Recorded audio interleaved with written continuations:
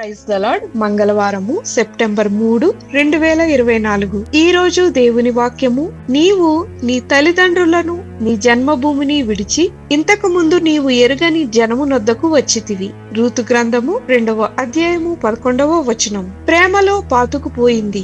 నేను cancer care కేంద్రానికి చేరుకున్నాను. అక్కడ నేను ఒంటరిగా భయపడుతూ మా అమ్మ యొక్క సంరక్షకురాలిగా సేవ చేస్తున్నాను. నేను నా కుటుంబాన్ని సహాయం చేసేవారిని 1200 కిలోమీటర్ల కంటే ఎక్కువ దూరంలో వదిలిపెట్టి వచ్చాను. కానీ నేను నా సామానును ముట్టుకోక ముందే ఫ్రాంక్ అనే వ్యక్తి చక్కని నవ్వుతో సహాయం చేయడానికి ముందుకొచ్చాడు. మేము అతని అంతస్తుకు చేరుకునే సమయానికి అతని చికిత్స సమయంలో అతనిని చూసుకున్న అతని భార్య లోరీని కలవాలని నేను నిర్ణయించుకున్నాను.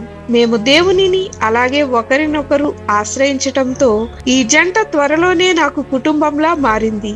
మేము కలిసి నవ్వుకున్నాము, విసుక్కున్నాము, ఏడ్చాము, ప్రార్థించాము.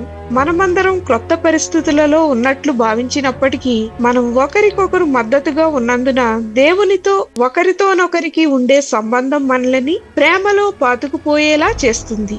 రూతు తన అత్తగారైన నయోమిని చూసుకోవడానికి కట్టుబడి ఉన్నప్పుడు ఆమె సుపరిచితమైన భద్రతను విడిచి వచ్చింది. రూతు, నేను పొలములోనికి పోయి ఎవని కటాక్షము పొందగలనో వాని వెనుక పరిగె నేర్కొందునని నయోమితో చెప్పెను. పర్యవేక్షకుడు యజమాని అయిన బోయజుతో రూతు పొలములోకి వచ్చి పరిగె ఏరుకుంటూ కొంతసేపు మాత్రము ఆమె ఇంట కూర్చుండెను అని చెప్పాడు. రూతు నయోమి పట్ల శ్రద్ధ చూపుతున్నందున తన పట్ల శ్రద్ధ చూపడానికి ఇష్టపడే వ్యక్తులతో సురక్షితమైన స్థలాన్ని కనుగొంది. దేవుడు రూతు నయోమిల కోసం బోయజు యొక్క దాతృత్వం ద్వారా అందించాడు. జీవిత పరిస్థితులు మన సౌకర్యవంతమైన ప్రదేశాలకు దూరంగా ఊహించని ప్రదేశాలకు దారితీయగలవు. మనం దేవునితో ఒకరితోనొకరు సంబంధం కలిగి ఉన్నందున ఆయన మనల్ని ప్రేమలో పాతుకుపోయేలా చేస్తారు. మీరు ఒంటరిగా భావించినప్పుడు దేవుడు మిమ్మల్ని ఎలా ఓదార్చాడు జ్ఞాపకం చేసుకోండి.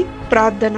ప్రేమగల తండ్రి, నాతో ఉంటానని వాగ్దానం చేశావు. నాకు కావలసినవన్నీ అందించగలవని నమ్ముచున్నాను తండ్రి. యేసు నామమున అడుగుచున్నాం తండ్రి. ఆమేన్.